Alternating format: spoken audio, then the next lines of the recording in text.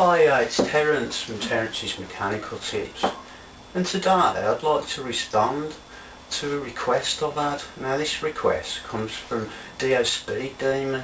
Now he's based in the States, and what he's saying is these jawas are really rare in the States, because he's been looking at the Jawa retro twin film I've got on YouTube, and as he put it, he'd like to see some close and personal footage of it. Now I have to emphasise though that this Jawa is highly modified, but I can recommend looking at the standard TS Jawa 350 so that you can see the comparisons between them. And I recommend Jawa CZ Man. If you go to his channel you'll see some nice examples. So what we're going to do then is we're going to start off by checking the standard fitments out, and then I'll go on to the modifications that I've done. Right, so we'll carry on with that. Right, so what DO Speed Demon wanted then was something close and something personal. So I think we'll look at the personal stuff first. So one of the things is this the backlight there. I bought a Lucas backlight. Then I've made the number plate holder, as you can see, and the light holder. And then the other thing are these rear fender struts there that I made. As we go along there you can see the tyre pump there. And the other change I've made is on the side panels. Now you used to have to take the seats off originally to get them off. So what I've done was I added these bearing fasteners there, as you can see. Makes them much easier to get off. And the other changes I've made obviously is the speedo and tacho and headlamp. Now the speedo and tacho, they are the original fitments. They are the internals of the original fitments. So what I've done there was I just primed them, sprayed them, lacquered them, and as you can see they look okay. But then I had to make the mounting bracket myself, as you can see there, with the 4 down nuts holding it down, and then the other 3 button heads are actually lights. So if I just put the ignition on there, see, onto the left there you've got the generator light, tells you if it's charging. Right is the neutral, and if I press the high beam you can see there the blue one lights up. And because I made all these lights myself there from 8mm button head stainless bolts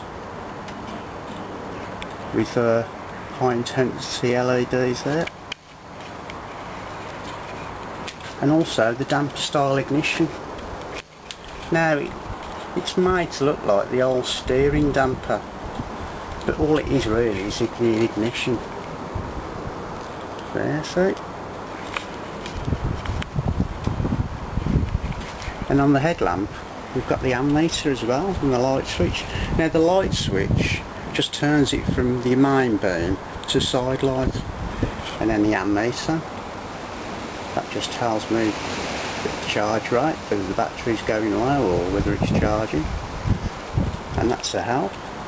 Here looking at the exhausts, what I've had to do with the exhausts is I've cut 5 inches off the end to shorten them, and then they've been raised by about 3 inches just to get that look, just in line with the back tyre, as you can see there. And then the seat, of course, I mean that's obviously a one-off.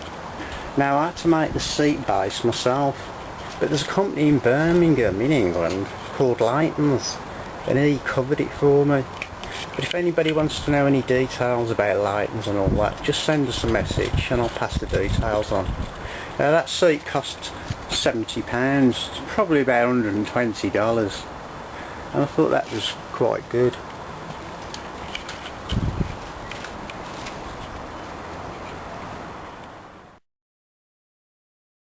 One of the original features I did decide to leave on the bike was this cable operated drum brake.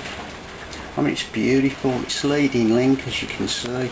So you've got the cable there, which operates this lever at the front, and in turn is linked at the top by a rod which operates the rear lever.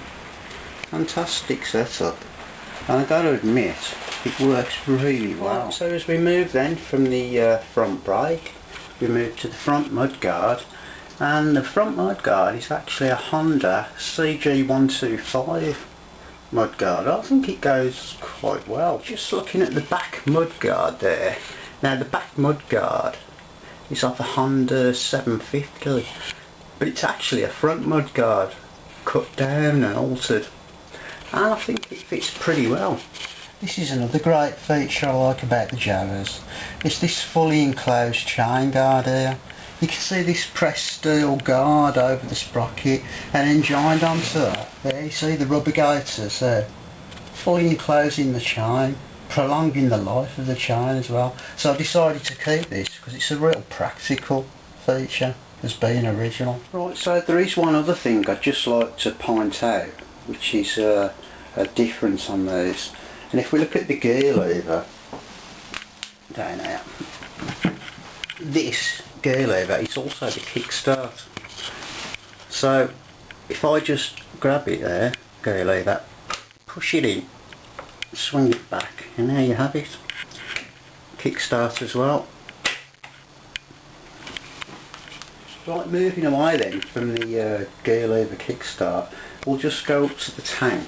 Now the tank is original, but I've sprayed it myself and lacquered it, and the stickers there are my own design. Right, so I'd just like to say thanks to DO Speed Demon for the request, and I hope this satisfies your craving for the close and personal.